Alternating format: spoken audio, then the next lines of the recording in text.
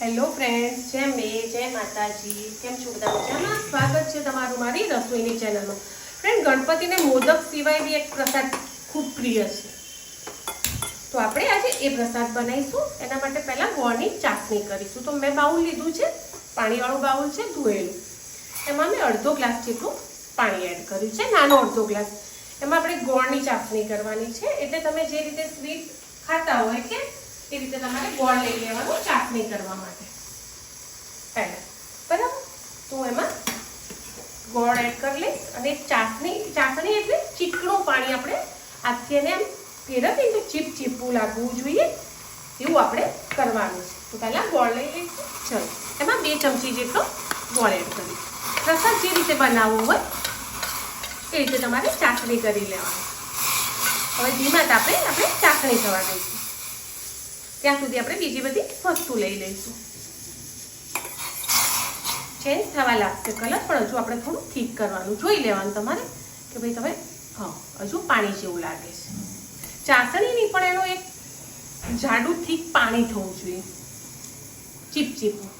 જો colour change થઈ જશે. ચેન્જ થઈ ગયો કલર. હવે તમે ગેસ કરી દેવાનો બંધ, અને પાણી તમે જોશો ને એટલે તમને ચીપચીપું લાગશે. આમાં કરશો ને એટલે ચીપચીપું. ચાસણી નથી કરવાની. તો આપણે ઉતારી લઈશું અને ઠંડુ થવા દઈશું.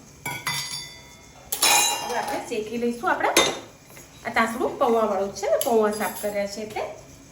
હવે એમાં આપણે જે વસ્તુ એડ કરવાની છે એ શેકી લઈશું. થોડુંક જ ઘી લેવાનું, બહુ ઘી નથી લેવાનું. અને હવે ગરમ કરી લઈશું.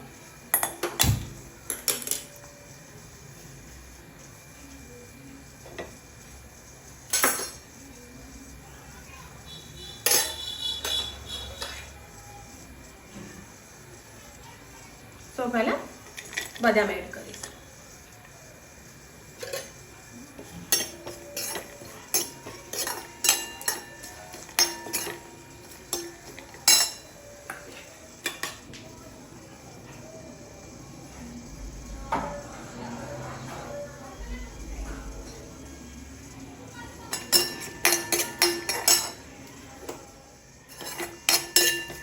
આ રીતે બદામને આપણે ઘીમાં શેકી લઈશું. બહુ પ્રિય પ્રસાદ છે ભગવાનને, પણ આપણે ખબર ના હોય એટલે ઘણા લોકો ઓછો બનાવતા હોઈએ. ગેસ ને કરી દીધો તો બંધ, ફરીથી ચાલુ કરો. થોડો તપી ગયો તો એટલા માટે. હવે એડ કરી દઈશું તો કાજુ.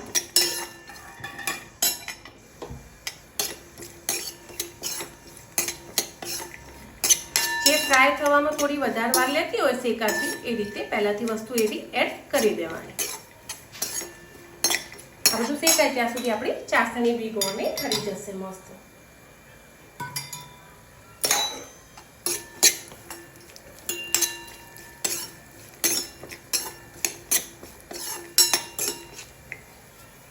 હવે અંદર એડ કરીશું તલ. આની જગ્યાએ તમે ખસખસ બી કરી શકો.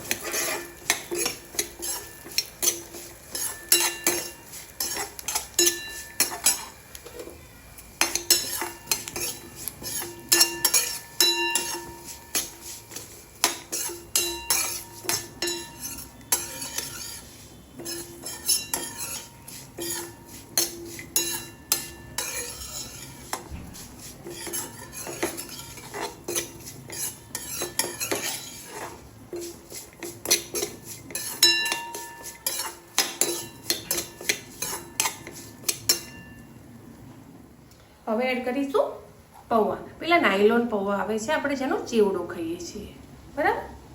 એને એડ કરી દેવાના. મતલબ ધોઈને, વીણીને, કંઈ કચરો બચરો ના હોય. હવે એને મસ્ત ધીમા તાપે આપણે શેકીશું, ક્રિસ્પી થાય ત્યાં સુધી.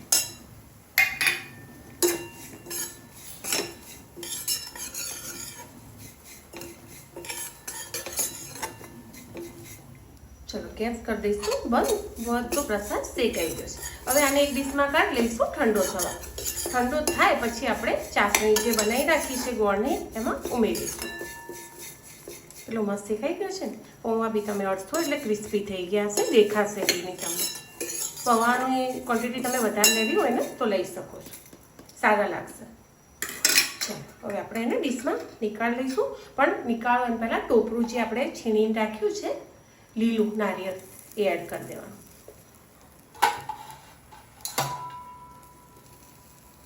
એ આમાં ગરમમાં જ થઈ જશે સરખું, ઓવરકુક આપણે નથી કરવાનું. બરાબર, બધો મસાલો જે આપણે શેકેલો છે ને, કાજુ ને તલ ને બદામ ને એ બધું ગરમ જ હશે એટલે એમાં ટોપરું મસ્ત ક્રિસ્પી થઈ જશે. ઓવરકુક લીલું નારિયેળ નહીં કરીએ. અચ્છા, આપણો પ્રસાદ તૈયાર. ચલો ટાંકણું થોડું થોડું થઈ ગયું છે એટલે આપણે કાઢી નાખીશું. પ્રસાદ બધો આપણો ફોળી દઈશું. હવે આપણે ચાસણી, તમને જો ગાળી હોય તો ગાળી લેવાની, અને કચરો ના દેખાતો છે તો એમને તમે એડ કરી શકો છો. થોડી ગાળી લઈશું. ચાલો, આ છે ચાસણી. આપણે એને